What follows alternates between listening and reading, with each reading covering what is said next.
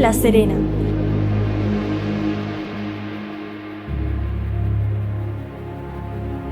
Tras asentarse a finales del siglo XV en el partido de La Serena, el noble placentino Juan de Zúñiga quiso rodearse de maestros que le enseñaran las distintas ramas del saber.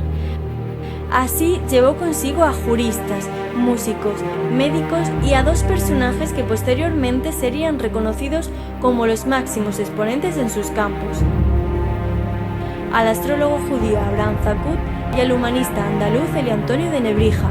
Pero dejemos que sea el cronista Torres y Tapia quien nos cuente ese hecho tan trascendental. Y en Villanueva de la Serena, a la entrada de la villa a la parte de poniente, hizo el maestre don Juan de Zúñiga una fuerte y lustrosa casa, como para un gran señor, con dos corredores que caen a un patio que está a la entrada de la puerta principal. También hizo labrar en Zalamea, arrimada a la fortaleza, un pedazo de casa para su aposentamiento, porque gustaba también de vivir en esa villa. Era don Juan aficionado a todas buenas letras, y además de los religiosos que allí tenía, llevó consigo a algunos hombres insignes en ellas: el astrólogo Abasurto, el maestro Antonio de Lebrija, el doctor de la Parra, el maestro de capilla Solórzano. El maestro Antonio le enseñó latín, el judío Abasurto le leyó la esfera y todo lo que era lícito saber en sus artes, y era tan aficionado que en un aposento de los más altos de la casa hizo que le pintasen el cielo, con todos sus planetas, astros y signos del zodiaco.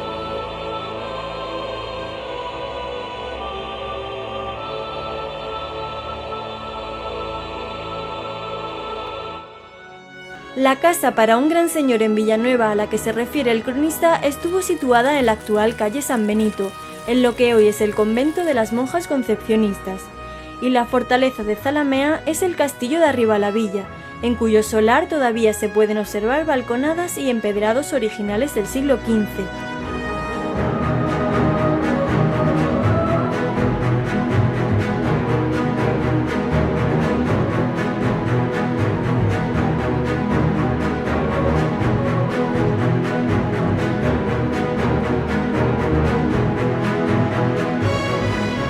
Pero no fueron Villanueva y Zalamea las únicas localidades donde habitó Nebrija. El investigador Martín Nieto ha encontrado pruebas que evidencian la existencia de una casa en Alcántara. Precisamente el lebrijano dedicó al monumental puente romano uno de sus poemas.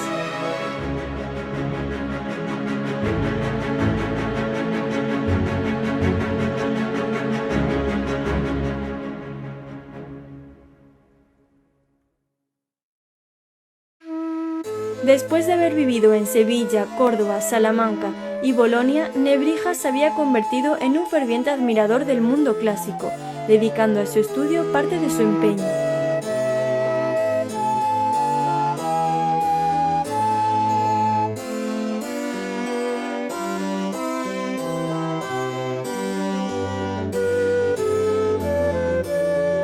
Igualmente, Nebrija frecuentaría en los últimos años de su vida la localidad de Brozas, donde su hijo residía por ser comendador de una encomienda y donde tenía un palacio, todavía en pie.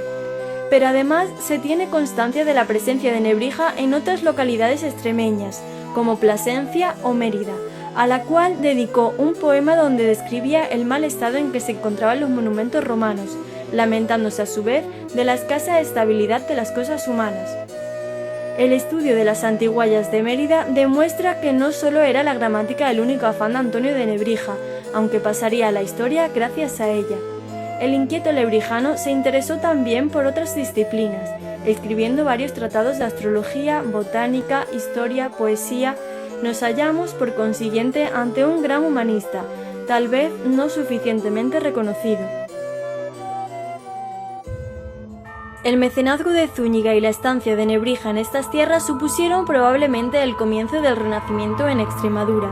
Finalizadas las guerras contra la Beltraneja e Isabel de Trastámara, conocida posteriormente como Isabel la Católica, nuevos aires empiezan a entrar.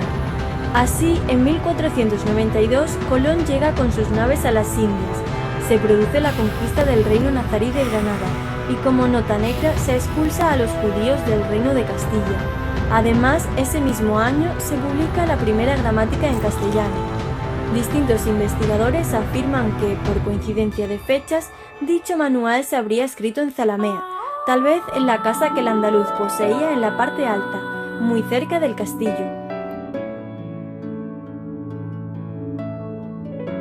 Se convierten así de esta manera Antonio de Nebrija y su mecenas Juan de Zúñiga en personajes claves en la historia de España, porque estamos sin duda ante un hecho trascendental en nuestra historia, pues el castellano es, hoy día, según el Instituto Cervantes, la lengua materna de casi 500 millones de personas.